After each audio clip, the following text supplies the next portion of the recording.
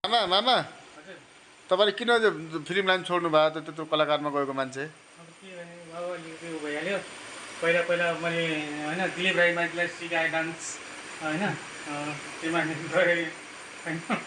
अरू मैले श्रीकृष्ण श्रेष्ठलाई सिकाएँ, राजसम्मलाई डान्स सिकाएको। राजस्थानमा त्यति आउँदैन रहेछ। अब नाच भन्दा राम्रोसँग ननाच्ने कि भन्छ होइन। मैले राम्रोसँग सिकाउनु प्रयास गरेको छु, तर त्यति आउँदैन राजसम्मलाई पनि। तर म फेरि डान्सर एक नम्बर हो फेरि, किन सबैलाई सिकाएर आएको मान्छे हो म है होइन। अब अहिले भन्छ अब यस्तै छ। मामाले त तपाईँले त मुगलान फिल्ममै डान्स गर्नुभएको छ नि? मुगलान फिल्म डान्स गरेको मान्छे हो म। अनि एउटा बर पिपल भन्ने फिल्म पनि छ नि त, त्यो मैले गरेको। बर पिपल फिल्ममा डान्स गर्नुभएको छ। अनि अनि सिकाएको राजसम्मलाई। अनि एउटा हामी तिन भाइमा तपाईँले सिकाउनु भयो क्या डान्स? हामी तिन भाइ छ नि, त्यहाँ पनि हामी पनि ती तिनवटा हिरो थियो होइन, तिमीलाई सिकाउँदै कस्तो धौ भएको थियो मलाई। गाह्रो पऱ्यो त्यो डान्स सिकाउँदै दिनुलाई। त्यति नआउने होइन राजसम्मलाई, कस्तो हल्लिन्थ्यो। मैले यस्तो गर्नुपर्छ भनेर गर्नुहोस् भनेर सिकाएको होइन। अरू हिरोलाई सबैलाई आउँथ्यो अहिले डान्स गर्नु। राजसम्म अलिक कमाउँदो रहेछ कि मैले सिकाएको त्यसलाई पनि। मामाले त टन्नै पैसा कमाउनु भयो क्या त्यहाँबाट त? त्यति कमाइ हुन्थेन पहिला होइन। अब अहिले पहिला जस्तो हुन्थ्यो होला। पहिला त्यति पैसाको महत्त्व पनि थिएन, कमै दिन्थ्यो होइन। आज भोलि त अब कोही पाइएन काम काम। त्यस्तै छ अब यसो चलाउँछु होइन, लमतिर अलिक बसिरहेको छु। मामा त्यतिखेर त हिरोइनहरूको चकचक हुन्थ्यो कि नै? हिरोइनहरू चकचक पनि हुन्थ्यो नि, हुन्थ्यो हल्का फुल्का। यस्तै तपाईँले त रेखा थापासँग पनि डान्स गर्नुभएको छ नि? उसलाई त मैले सिकाउने मै हो, रेखालाई डान्स सिकाउने मै हो। ऊ त डान्स त्यति आउँदैन, मैले सबैले सिकाएको मै हो। डान्स सिकाउने मान्छे भनेको मै हो सबैलाई। जति हिरो छन् नि सबलाई म डान्स सिकाउने मै हो। ए तपाईँले त यार पहिलादेखि राम्रो ठाउँमा छोड्नु भएको, किन छोड्नु भयो त्यस्तो छ? अब त्यस्तै भयो।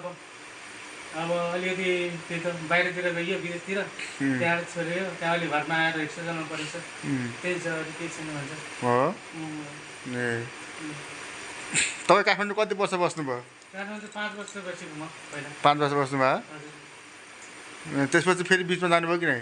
बिचमा गइएन, अब विदेशतिर गइयो। विदेशपछि घरमा आइयो। अहिले यहाँ रिसर्च चलाएको छ हामीले, चलाउँछु। गुजरात बाटो भइरहेछ। त्यस्तै छ अब पहिला सबै भयो अहिले। ए मामा हिरोभरिमा सबभन्दा ह्यान्डसम हिरोको राज सम्माल कि दिलीप रायमाझी कि विराज भट्ट कि भुवन केसी कि? हजुर पहिलाको त राजेश सम्माल ह्यान्डसम भन्यो नि, जे भन्यो नि होइन। राजेश सम्माल पहिलाको। त्यो अलि बड्डो बड्डो छ होइन? अहिले त अहिले बुढो भयो। पहिला त जवानमा सबै जति छन् नि हामीहरू नेपालीहरू सबै त्यही राजेश सम्मालको पछि लाग्थ्यौँ होइन।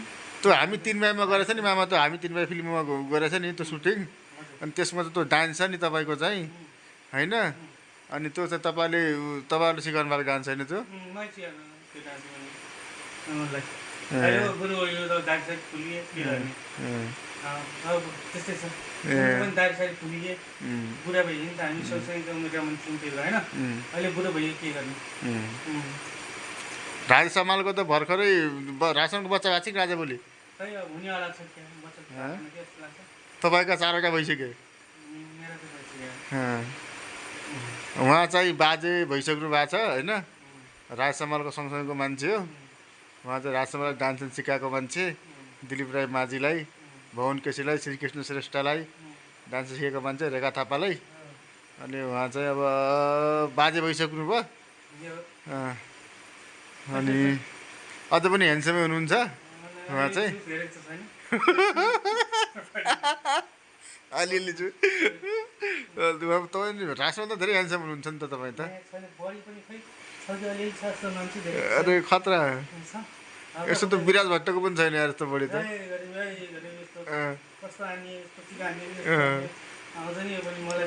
मामा त पहिला तपाईँले पहिला ब्ल्याक बेल्ट पाउनुभयो मामा होइन हजुरले? ब्ल्याक बेल्ट होइन?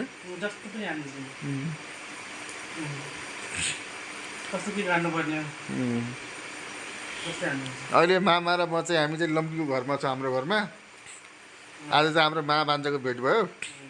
रमाइलो तिता मिठाको अफरहरू होइन।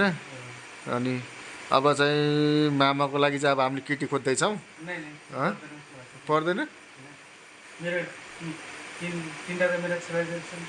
होइन? मामाको अहिलेसम्म कतिवटा बिहे भयो मामा? 2टा कि 3टा भयो?